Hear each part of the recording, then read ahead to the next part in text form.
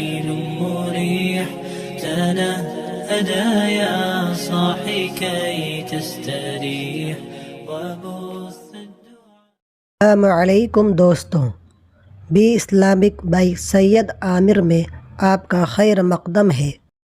دوستوں، آج کی اس ویڈیو میں ہم سورہ اخلاص کی تلاوت اور ترجمہ سنیں گے۔ ایک احادیث میں آیا ہے کہ جو شخص سورہ اخلاص کی تلاوت کرتا ہے اللہ تعالی اس کے لیے جنت میں ایک محل تیار کر دیتے ہیں۔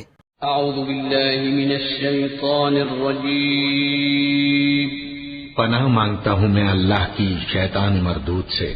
بسم اللہ الرحمن الرحیم۔ شروع اللہ کا نام لے کر جو بڑا مہربان نہایت رحم والا ہے۔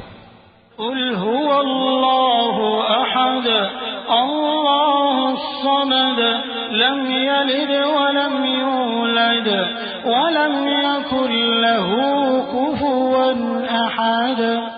کہو کہ وہ معبود برحق جس کی میں عبادت کرتا ہوں اللہ ہے، وہ ایک ہے، اللہ بے نیاز ہے، وہ نہ کسی کا باپ ہے اور نہ کسی کا بیٹا، اور کوئی اس کا ہمسر نہیں۔ صدق اللہ العظیم۔ ویڈیو کو لائک کریں اور چینل کو سبسکرائب کریں۔